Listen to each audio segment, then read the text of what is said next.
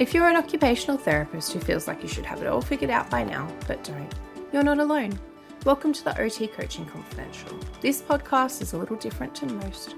Each episode is a real mentoring conversation with an occupational therapist somewhere in Australia navigating their own professional growth. I'm Elise Svensk, a paediatric OT and the founder of the OT Coach Australia.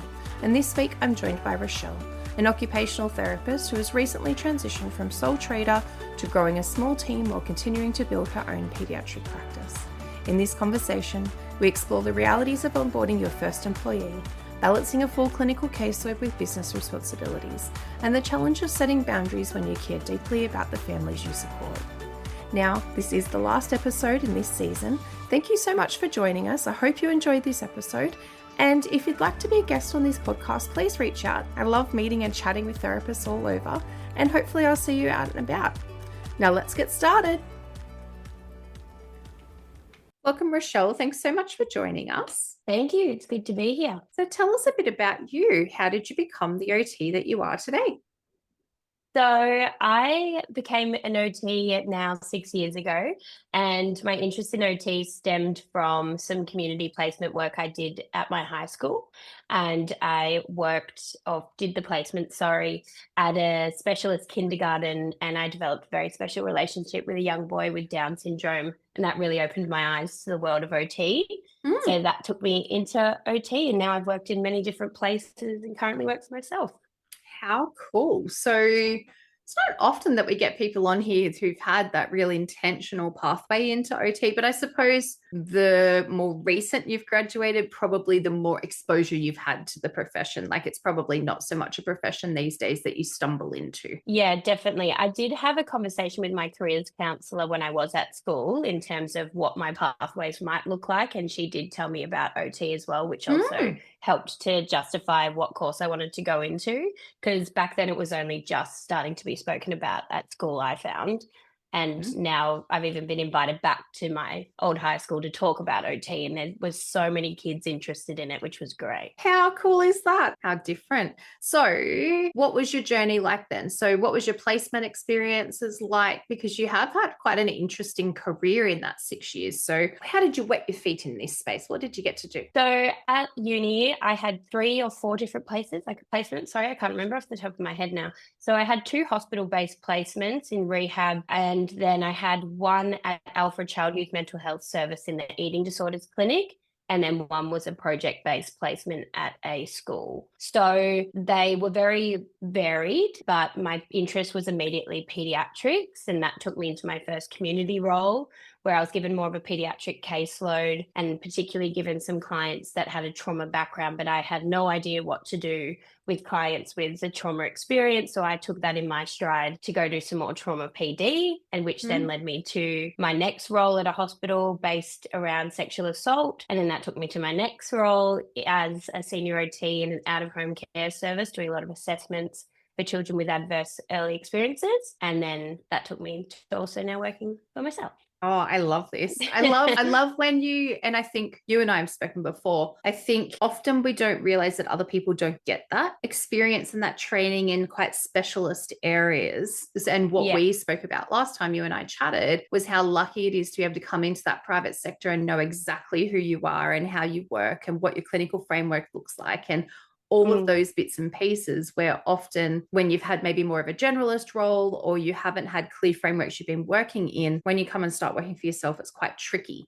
So what does this look like for you right now? So right now it looks like Mondays being more of an admin day. I have also hired my first employee, which is very exciting.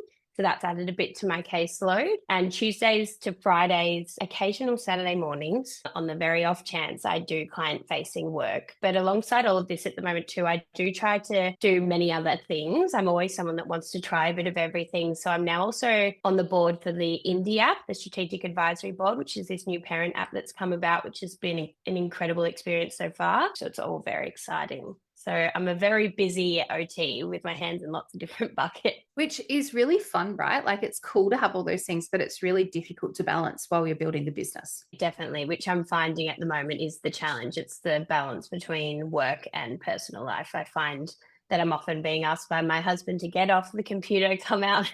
Next thing I know, it's 8:30 and I'm like, oh no. I was literally just thinking this for myself. So I was going to do this as a social post, but I can do this in here. Before I started my practice, my husband used to say, I'd like to buy you a computer. And I was like, why would I need a laptop? Like, why?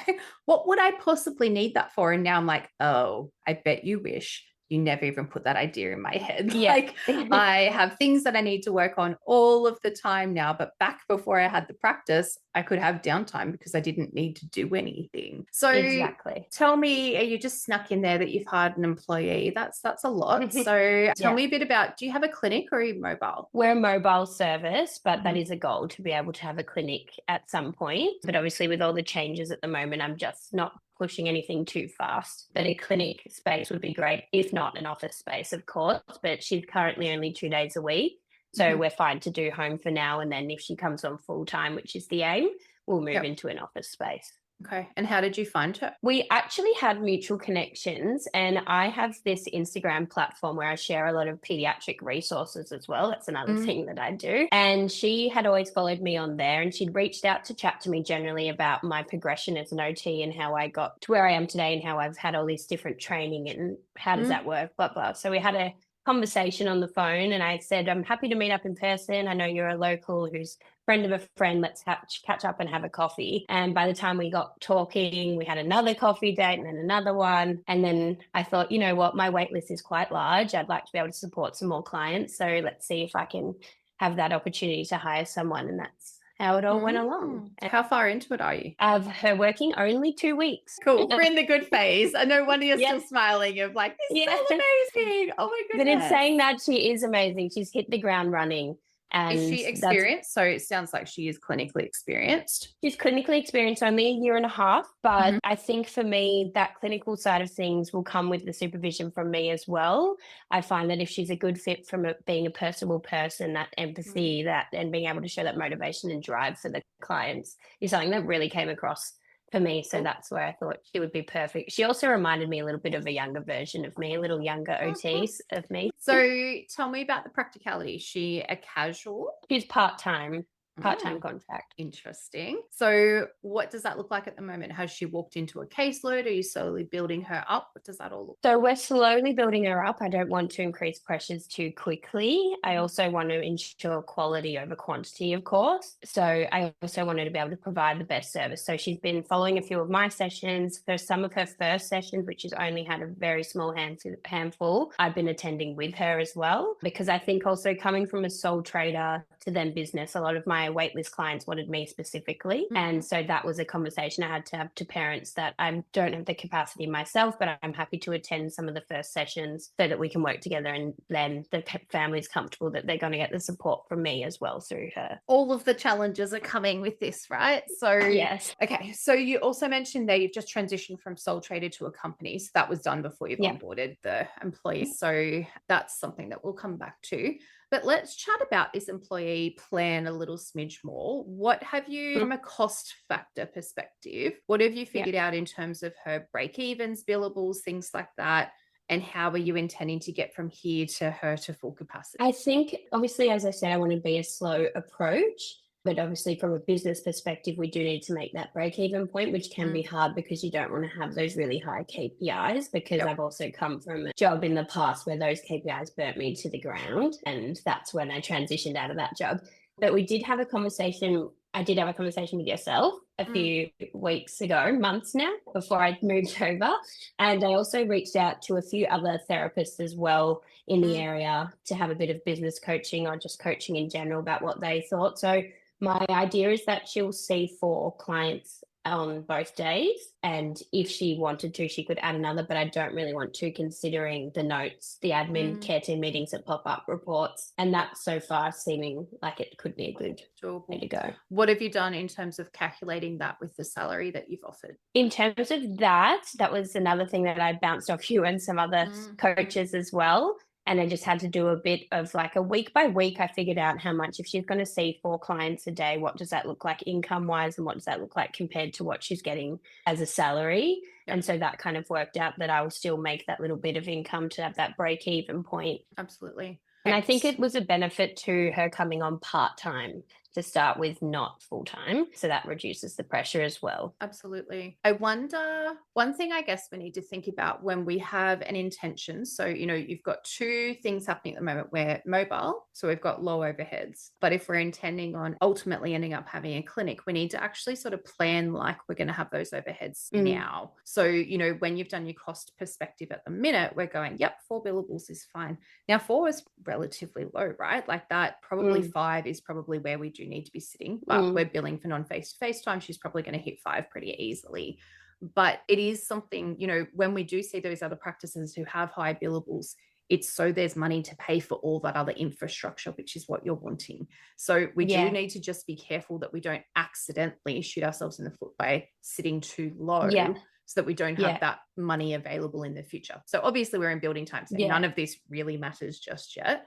But she's also not a new grad. So that's the other thing. Sometimes it can take us a long time to onboard somebody, but it's not a baby therapist and it is somebody. So we actually need to figure out, how do I do this super effectively? So I think you've thought really cleanly about this. Like, I'll give her 2 solid weeks of my time, and then that's her like onboarding and training time. But then we actually need to get you to capacity. Yeah. And I have, before she came on, I did buffer a lot to be able to support that transition, as well as it being able to support to pay for the transition from sole traded business, because that costs money. In changing my insurance, that costs money. Coaching costs money. Like, there's all these things. I buffered for all of that.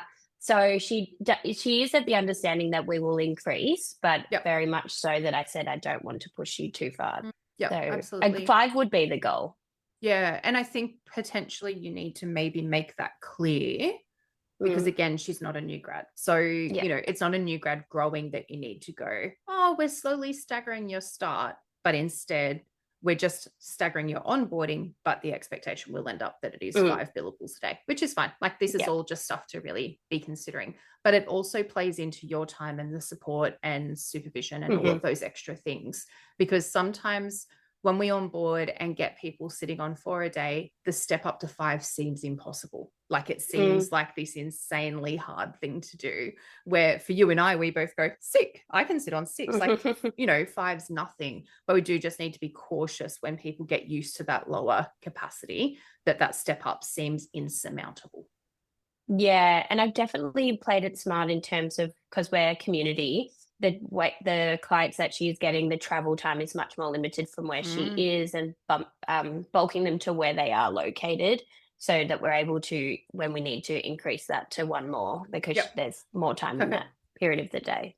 Amazing. So have you got the future caseload of hers booked then? So if she's onboarded partly, have you got like all the new clients staggered across the next sort of 2-3 weeks, or are you still building that? She's made contact with all of her clients that I've listed for her, which we did go through in the very early stages. We went through each client and I said, these are who we need to contact. This will be your caseload.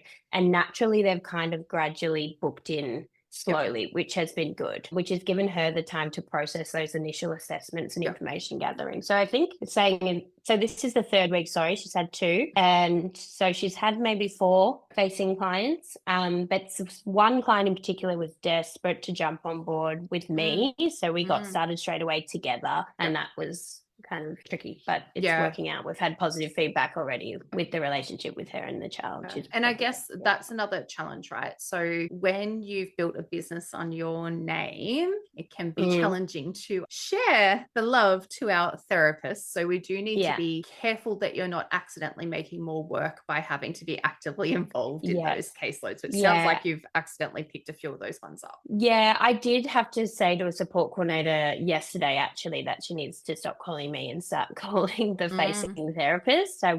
This is a trauma client, so trauma family, there's 2 kids, and she's very much was wanting me on the case, but I also thought this is a really good opportunity for her to learn from me in this trauma field, because it is very specific, and she's taken that head on. But I've been supporting in terms of being on the sides of the communication. But I had to have that word with the support coordinators to say, stop contacting me, you need to contact the other therapist. And maybe that's what it looks like moving forward as well. Like, I'm not going to be front facing with you in any regard, but know that I am behind the scenes. Now, it's really lovely to say that, super tricky to do that in practice and not burn yourself out, like you said, right? Where you're sort of managing 2 caseloads. So you do need to just be a little bit conscious of that and maybe flagging those ones. really you also want to try and decrease it a little bit or be quite intentional with it. So we're going to give you 3 really intentional ones that I'm going to be co-working with you and supporting you and like heavy supervision with you, because I want you to upskill in this area. Because again, sometimes we don't factor in the loss of our time into that, which is really hard, which is why you're nighttime working at the moment. Yes, pretty much. But that's okay. So, but maybe giving yourself a clear buffer, like this 3 months is all about your onboarding, but I'm going to be peeling that back. So then my word of the moment is intentional, but intentional in the support that we're providing. Because sometimes when we're not intentional, we accidentally create a little reliance on us rather than, okay, for these next month, you can call me whenever. That's totally fine. But the next month after that, you need to come to me with your plan and we'll be problem solving that together. So yeah, exactly. Yeah, just a bit more clarity around that might be nice, just for you to know that it's tapering off. Exactly. And I think just for now, it's the comfort in parents knowing that she will be supported by me, because as you said, parents came on and clients came on from my name. So because I had a few that I called to say, I've got a new employee starting. Would you like to take her on as your OT for your child? And they said, no, there's no way. Like, we're having you. And I said, well, you're going to have to wait. I don't know how long, because who knows with waitlist times. Sometimes I've had the same clients for up to 5-6 years now. So totally, it's been crazy. Are there many on your caseload that you could confidently hand over? I could, but in saying that, I think there's still some on the wait list that she could take on too. And that would be the goal of when she comes on full time, I would, instead of taking off the wait list, give her some of mine. Sometimes it can just be a little bit easier for your first employee because you already know the family so well. So it's not such a cognitive load if they take a couple of yours on to give you a little bit of breathing space as well. So that I'm just reflecting on when I onboarded my first round of people, it worked because I knew a lot of the clients. So I could have really solid hands over, where when it's a brand new client, it's just a lot. There's a lot of me having to coach you, but I don't really know what the answer is with that particular, there's a lot of double handling. So anyway, just something to consider, whether there is some of those ones that it is appropriate. Now, as a handover therapist, it sucks getting handover clients. It's easier for us as a supervisor, but it's not super easy for them to take over a handover client. So, it's a bit of a whichever way you want to go pathway. Yeah, I'll definitely I definitely think there is some. But again, it's that separation from me, which is hard, but it's hard for every therapist and it gives you, I guess, the practice. So I used to do a lot when I would hand clients over. I would be a lot of, she's really great at this. She's amazing. She's like the best person because she's super fun, or she's really cool with those older kids. Like, I'd find that thing that was better than what I could offer. But there was an intention behind that handover rather than just like, I need to get you off my caseload. But I think for you, because you're in that real relationship space, that's where the trust and that belief that it's a beneficial thing to do might work in your favor a little bit as well. All right, tell me more. What else is weighing you down? So obviously you've transitioned to company, you've done all your updates for everything, your service agreements, all of that sort of stuff. There's just a lot of cognitive things that you've had to manage. We've onboarded our new therapist and you're just super exhausted. What else is happening for you?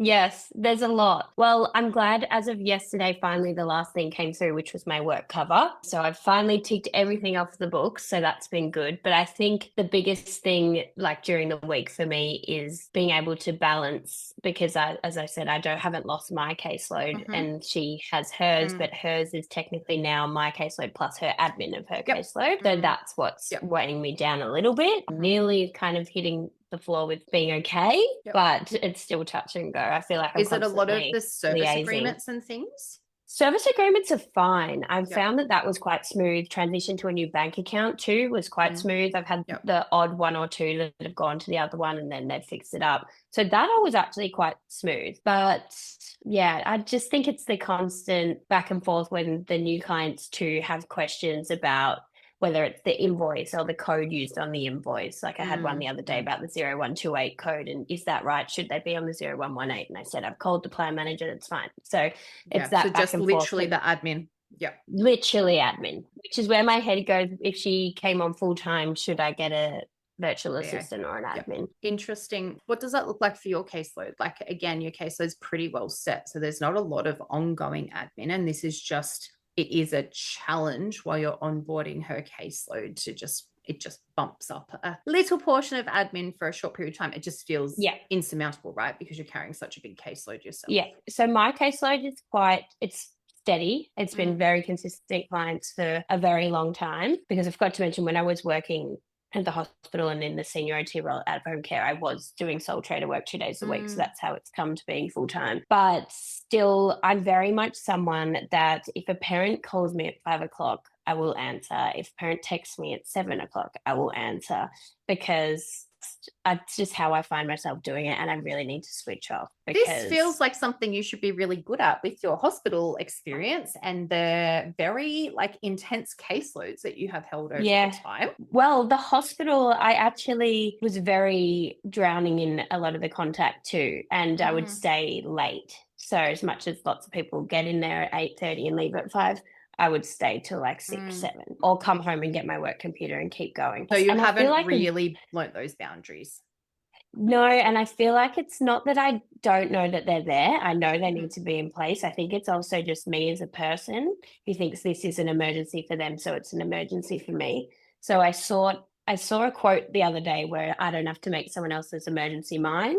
So I've really been trying to say that to myself this week, which helped. Last night I was off by 6, which is great. I think that's the biggest thing, in that when someone asks for something, not to action it straight away, because it doesn't have to be done straight away. Yes. And when they come with a lot of challenges, like your caseload, everything feels really emergent, right? And I guess one of the things that it opens up when you become hyper reactive is that then you become their go-to for crisis. Yes, which in the last week particularly, was that I felt like every client was in crisis, and I was that go-to person for those parents. And I think it hit me Thursday night, and I just crashed. I was like, I can't hold any more emotion. I just can't. Yeah, absolutely. So you've got a separate work phone to personal phone? No, which is also my issue. Okay, so step 1, let's do that. But really important, right? So many reasons why this is important. Boundaries, obviously. But from a health data perspective as well,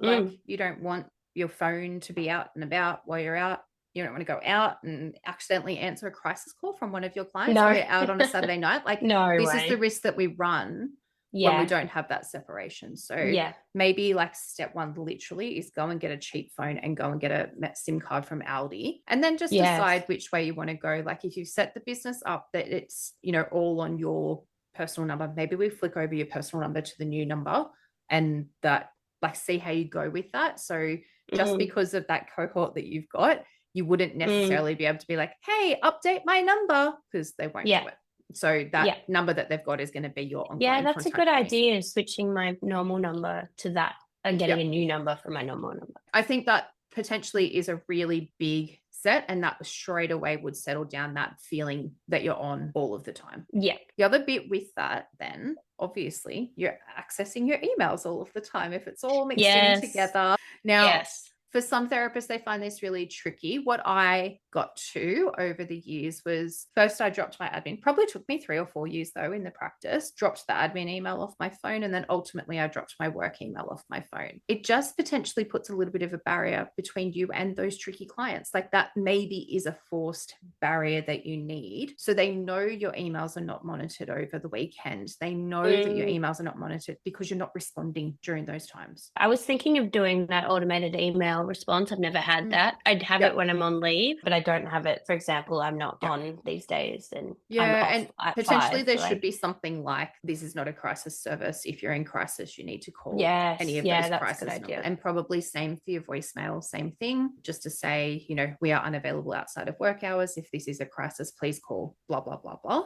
Yeah. Just to put some boundaries around that. Are you heavy on answering phone calls? Do people expect that they'll get through to you when they call? That's also something. I answer every phone call. So for example, if I set aside time today to do notes and emails and someone calls me and that's taken half an hour, that is something. So I'm heavy on answering phone calls. I won't tend to answer them. I really try not to after 5 o'clock, and it's not common they come through after then. It's more texts or emails, but even then it's actually more during the day. It's that constant liaison throughout the day. Yeah. And again, potentially this is the part where health didn't super help you, because you would have had the time and space to be a bit more responsive in that. We don't. in this role. Like you're not available. You're in back-to-back clients all day. So trying to redirect them away from them calling you and away from them texting and expecting a quick answer. And that might just be potentially the way that you could bring this in really easy is it's protecting your therapist. So this is our service rules moving forward. Emails won't be responded to outside of work hours. Phone calls won't be responded to outside of work hours. Text messages,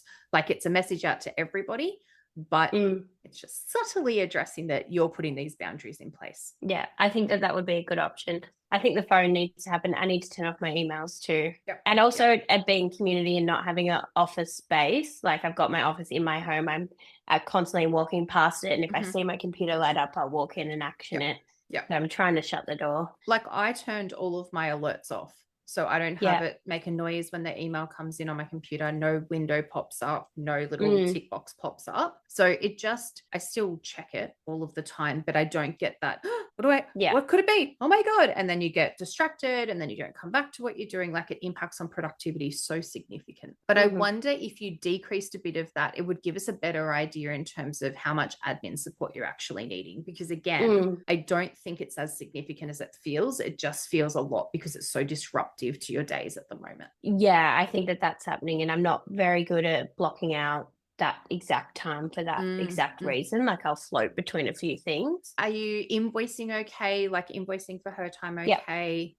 Yeah. Invoicing smooth is fine. I use Splaus and Xero and that's been a breeze. That's been fine. Yeah. So like, again, listening to all this, onboarding, service agreements, like there's a couple little funky crap that you need to sort out, but it doesn't sound like it's a heavy admin load that is weighing you down. It's just that they're the easy things to say, because also we push it and they're the things you'd be doing over nighttime because it makes no sense to do during the day. Okay, so new phone, redirecting some of that would be super helpful. Tell me about your emails. Have you got an admin email or is it all just coming to you? So I have an admin email now. I did it as a sole trader, so I set up that when I moved over. Right.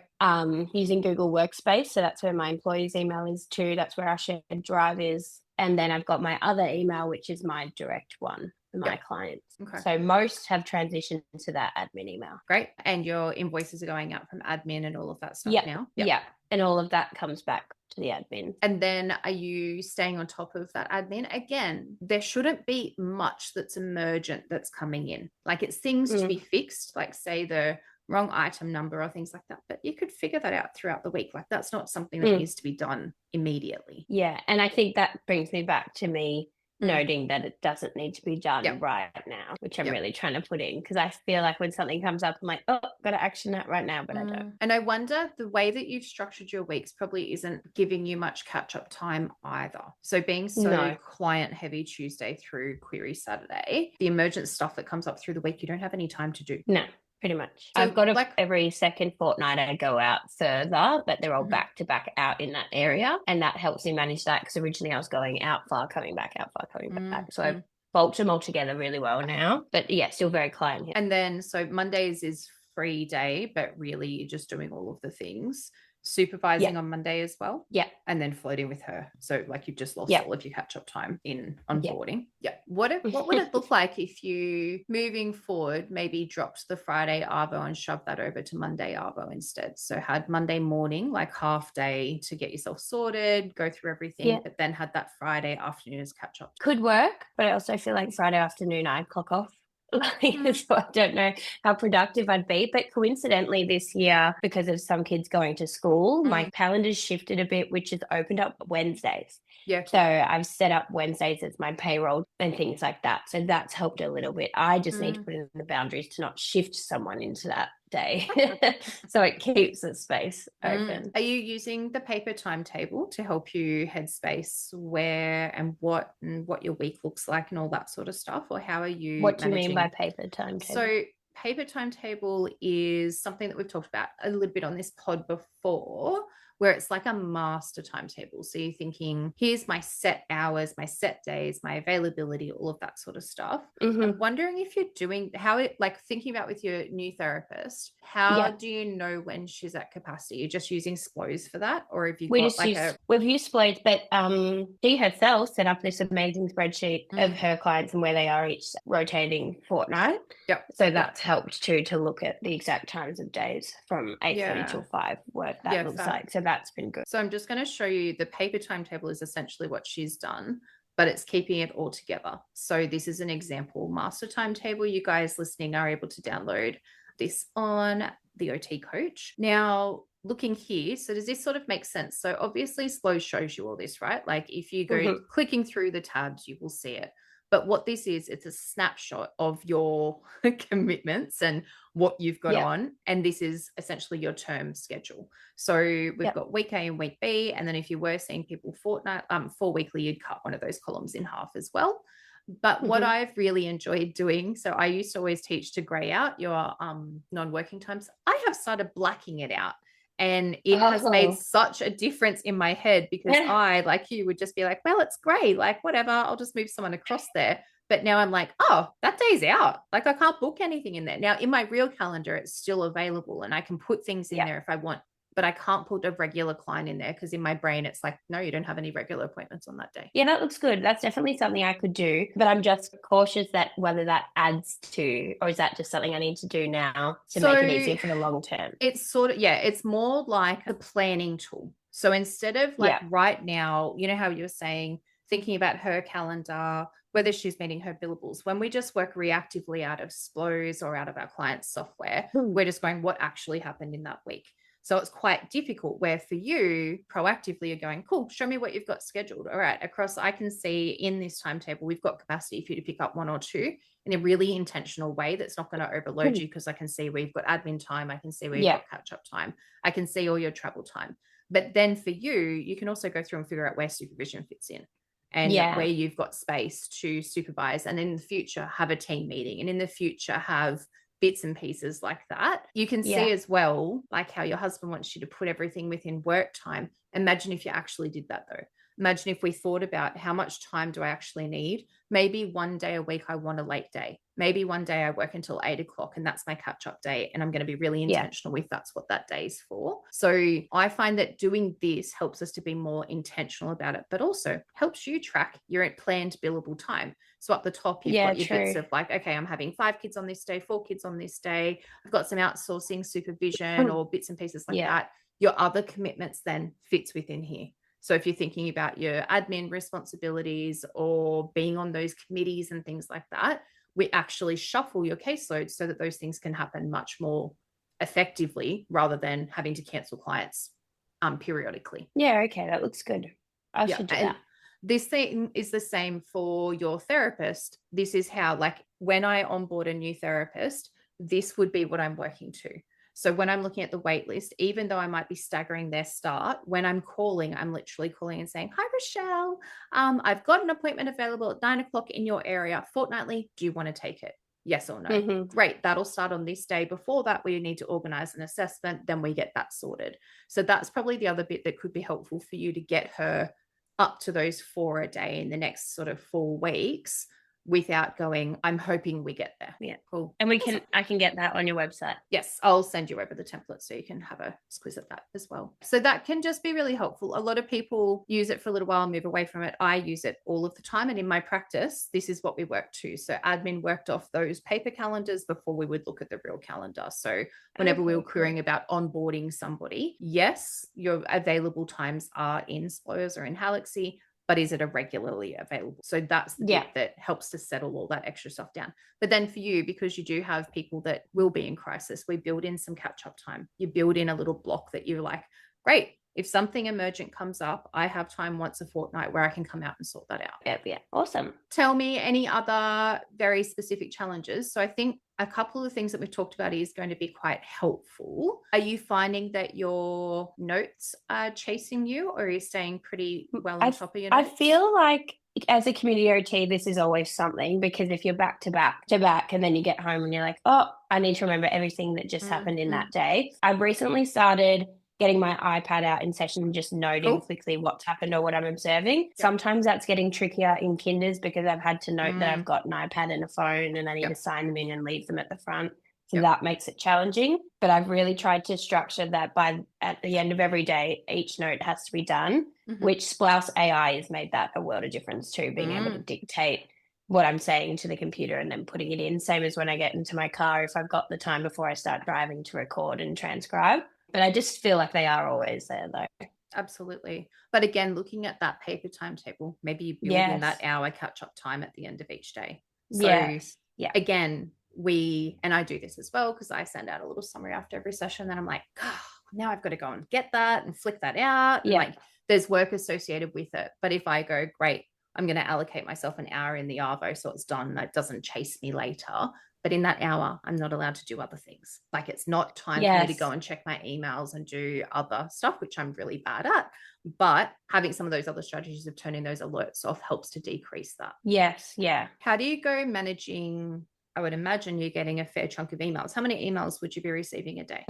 I normally wake up most mornings to 10, which seems manageable, but then I feel like throughout the day, they're just constantly floating. So at least, I don't know how many a day, but say, for example, if I go out, I wake up in the morning, there's 10, I check them, I come back after my first client, there's another 5, and then I go to the next one, there's another 3, they come back. And then, so that's more so my clients and the communication rather than admin as such. So yeah, emails aren't too bad, but I think particularly my caseload though, it's that constant liaison with the care team. Which maybe it needs to be built into your times a little smidge more and maybe bill better. So again, this is probably really good to think about because at the moment you're just absorbing a lot of this stuff, but you can't do that for your employee.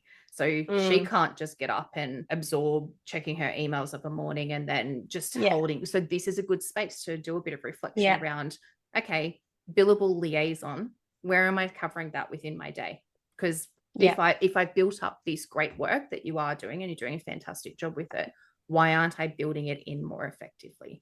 Why don't I give myself a half-hour window or an hour window every day that will be billed, but I've got time to follow those things up? Yeah, that is a good point. I do, obviously care team meetings are in there because they're regularly scheduled things, but those phone calls and things I never used to bill for, but I found obviously now I'm like, no, this needs to be billed for. I always have that saying that I'll bill for something that progresses the client forward, and those phone calls do that in these situations. So if they're over that, if they're 30 minutes, then I'm billing for them and I'm putting them into the calendar as 30 minutes is a long time though. Think about your therapist. True. What if she was doing 28 minutes and then didn't bill 28 minutes, but now she's not. So now start thinking about yourself as an employee of the business. So it's heaps easier when you're a sole trader. You can just carry all of this stuff, but you want to grow. You want somebody to be working for you. If you're not billing her time properly, then she'll be feeling burnt out. You're not making enough money and it's just not working. So to offer this really beautiful holistic service, we need to bill for those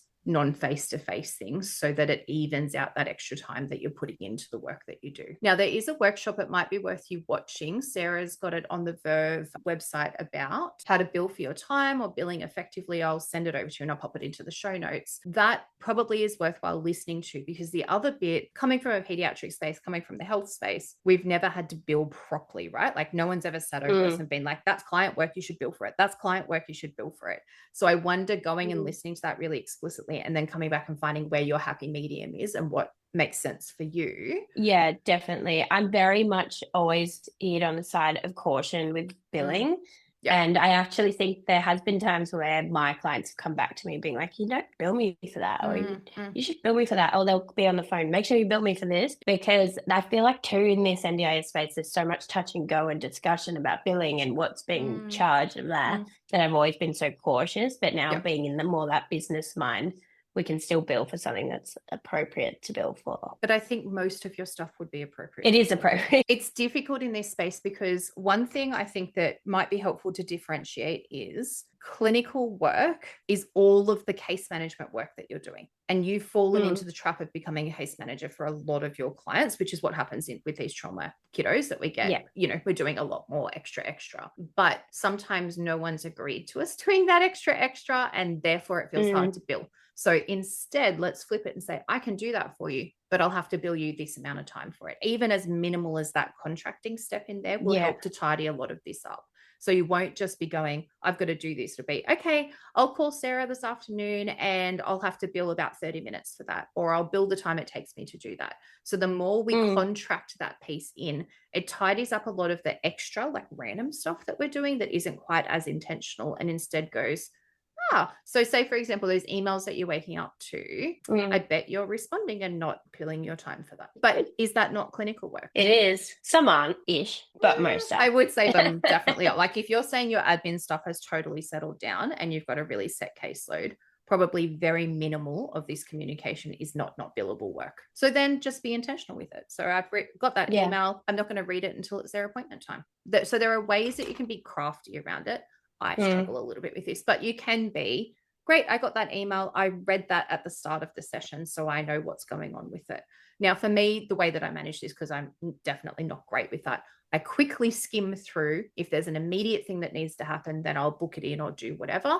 But if it's something I can just sit on, I put it back and then I'll catch up on it in that designated time. It's a hit and miss strategy, that one. It is like, it's a better way than just going, I need to action all of these emails all of the time. Yeah. I have colleagues that have little bounce backs that say, this email, I only check my emails twice a day. Please don't expect an immediate response. Others that say, I'm busy out with my clients, we'll aim to get back to you within 2 to 3 days. So just taking some of that immediate pressure off. I have gotten some clients that I have responded to sometimes, depending what the situation is, where I'll say, I don't have the time to respond to this. I'll get back to you tomorrow. Something simple like that. But if it was automated, it would be better. And again, these are those service rules that we're going to be setting up with you and your therapist. When you put that lens over it, oftentimes it slows a lot of the intensity down. So when we're going, this doesn't actually need me to respond right now, but it makes me feel okay, so I'll do it. Or no, this can sit there, but do I have time to catch up? At the moment, you don't have the time to catch up, which is why you're just getting things done when you can. I had a wonderful day the other day, so something for you to think about.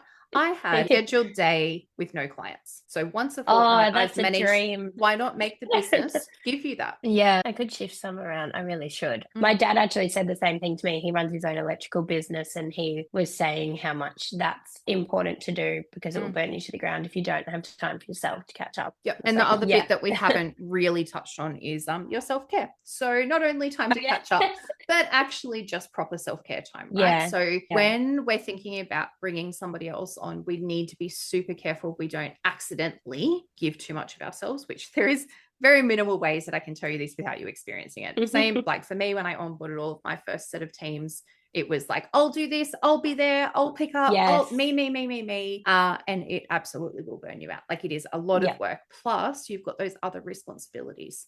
So it's okay to just go, well, what is actually feasible? What does she actually need versus what I want to give her? And can I find that happy medium in that space?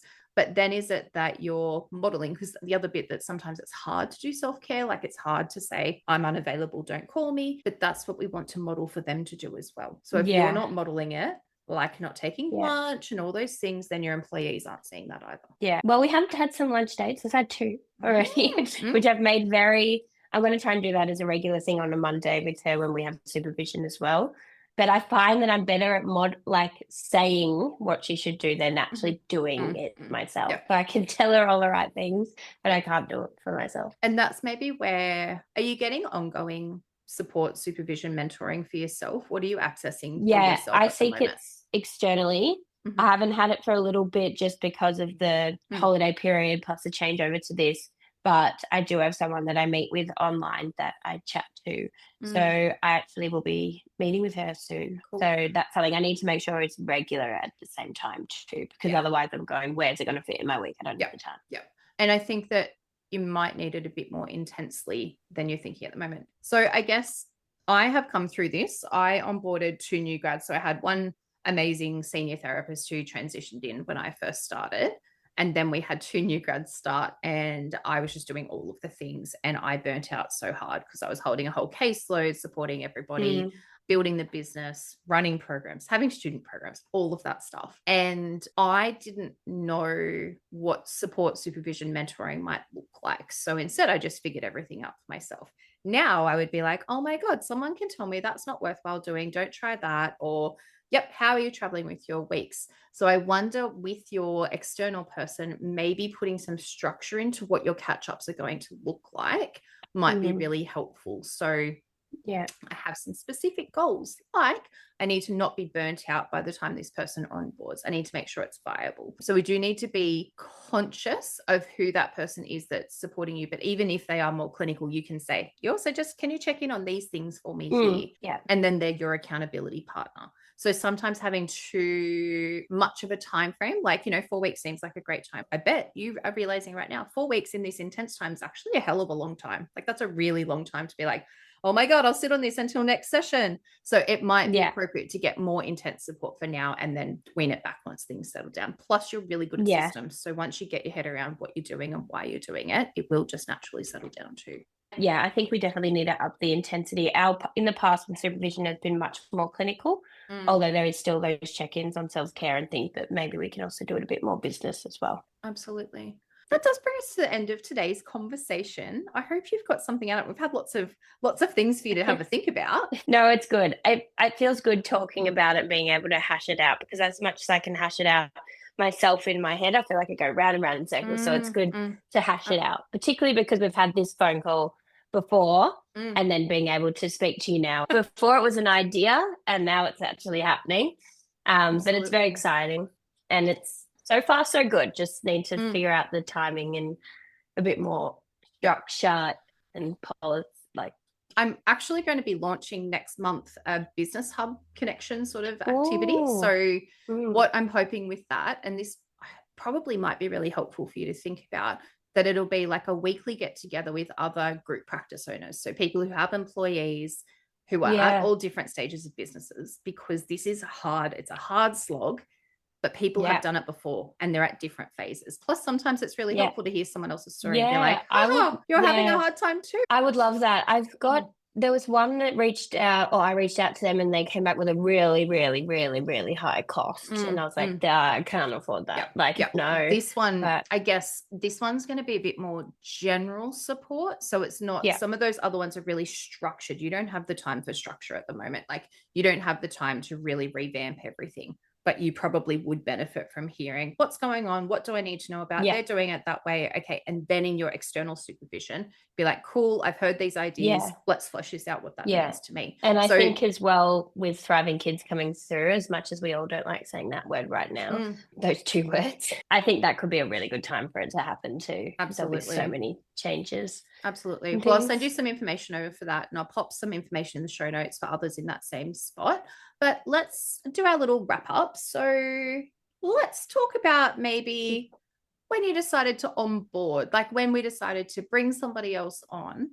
I know it's very fresh, but what would be some like kind words or advice that you might give to yourself? This has been a long time thinking about it and onboarding in terms of growing a business, but that's always going to be small. I'd like to, but I think it's about just giving it a go and connecting with people in the area and in the same clinical expertise who, whether it's a speechy who I connected with or yourself, getting advice from them to be able to make sure you're setting up in the right way and have the right things in process. And that if it matters and you're willing to do it, you do have the time to do it, because I think that was something that dawned over me, that I'm not going to have the time to set this up and I'm never going to be able to do it. And it's going to be too much with my caseload, but so far, so good. So I think it's about giving a go if you're in that right position to do so. Absolutely. And maybe we'll just put some context over there. You met with me 4 months ago. So you put 4 months of thinking into this. So it wasn't a quick, like, let's get this going. It was, I'm thinking about this. What do I need to know? What will that look like? And then what support do I need to get there? Which I think is really important, because sometimes these opportunities fall in our lap and we're like, let's go. But actually, there is a stack of steps that need to be thought through before that, which you did really, really well. And I think in hindsight, I've worked as a sole trader for 4 or 5 years too. So I've had all of that. So really it's been a 4 or 5 years for us. But I think the wait list and then becoming more known in the area and then knowing I have the capacity to bring someone on. As a very intentional plan. Thank you so much for joining us, Rochelle. Thank you. Thank you so much for listening to this season of the OT Coaching Confidential. It's been such a privilege to bring these real mentoring conversations to you, and I truly hope that they have helped you to feel less alone in your professional growth while giving you some practical ideas to take back to your own work.